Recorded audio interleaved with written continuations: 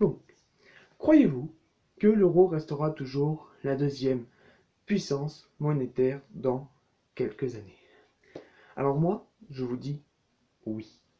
L'euro continue de grimper tout le temps. L'ambition est de stopper la désinflation. Or, pour faire accélérer à nouveau les prix, le plus sûr moyen demeure de peser sur le taux de change. Nul doute que la BCE comptait sur ce phénomène lorsqu'elle a pris ses décisions.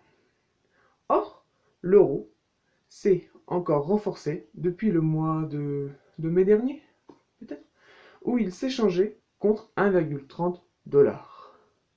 Aujourd'hui, il s'échange contre 1,36 $, il me semble, un truc comme ça.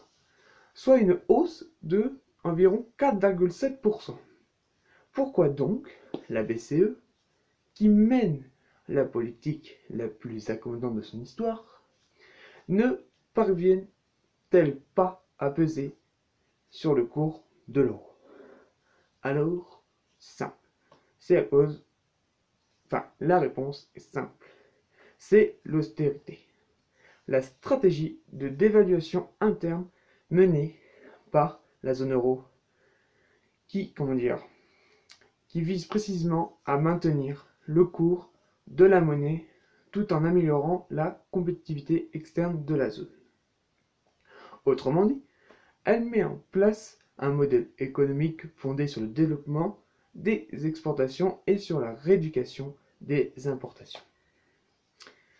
Donc, sur l'amélioration du sol extérieur, depuis l'an dernier, la balance commerciale de la zone euro, bien sûr, hein, parce que voilà, ça ne peut pas être la zone de je sais pas quoi, est passée en excédent.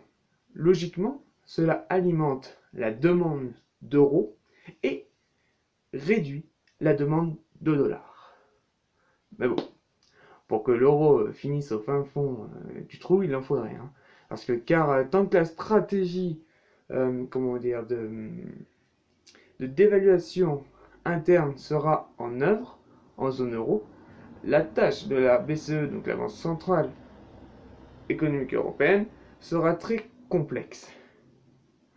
Pour faire baisser les valeurs de cette monnaie, elle devra utiliser des armes massives comme celles de la Banque d'Angleterre ou de la Fed.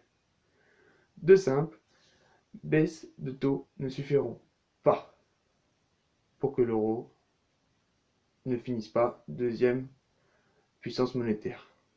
Voilà ma thèse en 180 secondes.